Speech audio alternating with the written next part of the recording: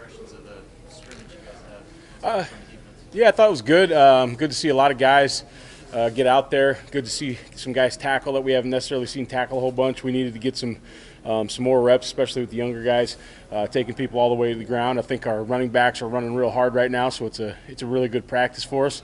Also got us in some good situations, some red zone work, some stuff down by the goal line, some third down situations, and I think the kids had a better understanding of those situations after scrimmage number one, after reviewing the film, moving on to scrimmage two. What's been your impression of just the tackling overall, especially after the live session? Yeah, it's not good enough right now. But in spring football, you don't get a ton of shots to tackle live to the ground. And we'll get a little bit more work in that, but we can definitely use the work throughout the rest of spring, and then as we move into fall camp, we can definitely use some more tackling work. Is there any way to offset the lack of live tackling? I think you just got to keep drilling it. You got to keep talking about it, and you got to keep enforcing.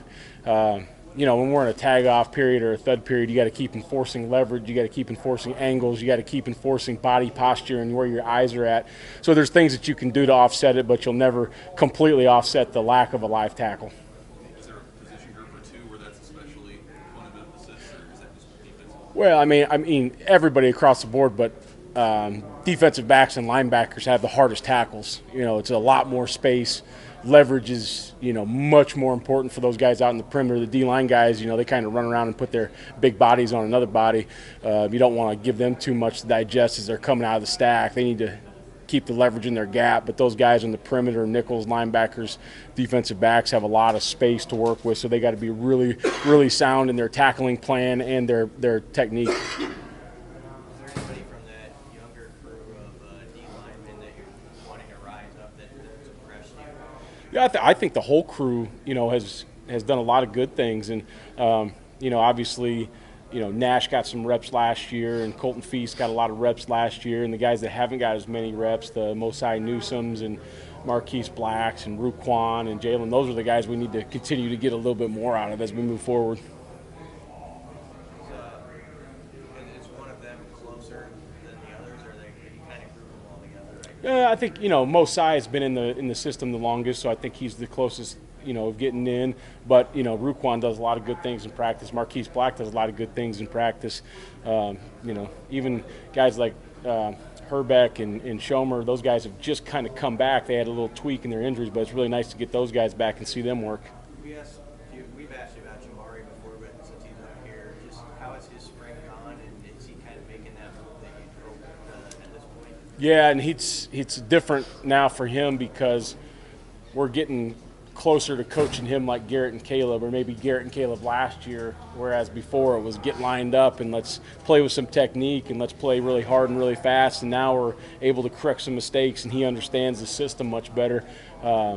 So he's coming along a lot just in those detail work. What things developed at the nickel spot?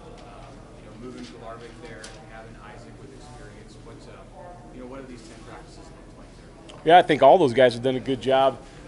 Isaac's, keep progressing from where he left off last year, as he got a couple starts at the end of the year with JoJo being hurt, and he's fine-tuning all his technique and his assignment. Chris is learning it, but he's done a really good job. He learned fast.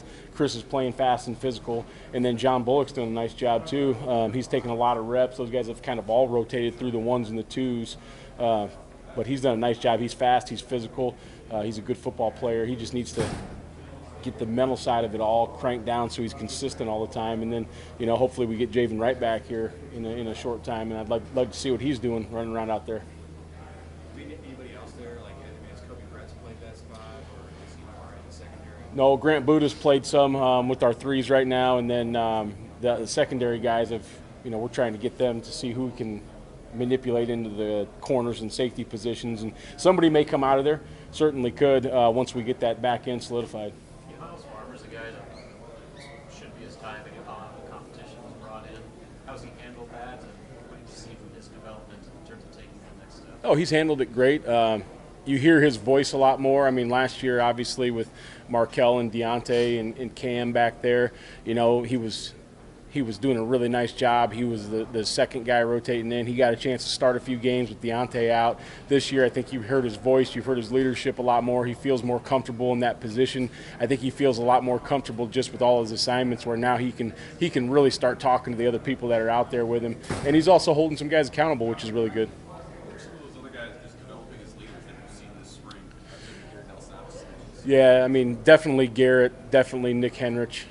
You know, you want to see, you know, Luke Reimer, but he's not able to play, but he's done a nice job from the sideline. You know, I think Ty Robinson inside's done a really good job. Quentin Newsom's done a really good job.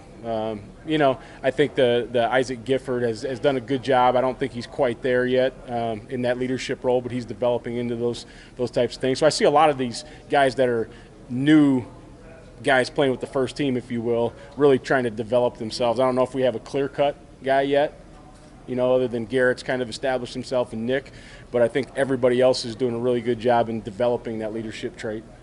Coach, how crucial is the defensive lineman just in a defense like yours? Just, I know it's in the Big Ten, it's kind of important, but just in your own words, how crucial is it that you have production from those?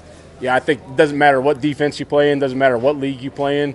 If you don't have good defensive linemen, you'll never be good on defense. So I think those guys are very, very critical in your success, no matter where you're at, if it's high school, whether it's the NFL, whether it's college, whether it's the Big Ten, ACC, SEC, it doesn't matter. Those guys are super, super critical to the success of the defense. How comfortable at that position are you right now? I think we're comfortable with the players. It's just that we've got to see some separation, and some of those guys have got to go earn that spot. During the scrimmage, was there one unit that had an upper hand over the other offensive units? No, I actually thought it was really good back and forth. You know, there's a couple times where, you know, defense came out hot and offense made a few errors, and then the offense came storming back, and, you know, they had a lot of good plays on us and went down and scored a touchdown, and then we bolted back in. But it was a great back and forth. I thought both sides. The thing I liked about the scrimmage was I thought it was fast and physical on both sides of the football. I didn't see any dumb stuff out there penalty-wise or just guys doing dumb stuff like it's a game, it's not practice now. And then I just thought both sides were operating really good at certain points in time, you know what I mean? And sometimes it was kind of a stalemate, which is okay too, which is good players on good players. But I thought both groups did a really nice job, offense and defense.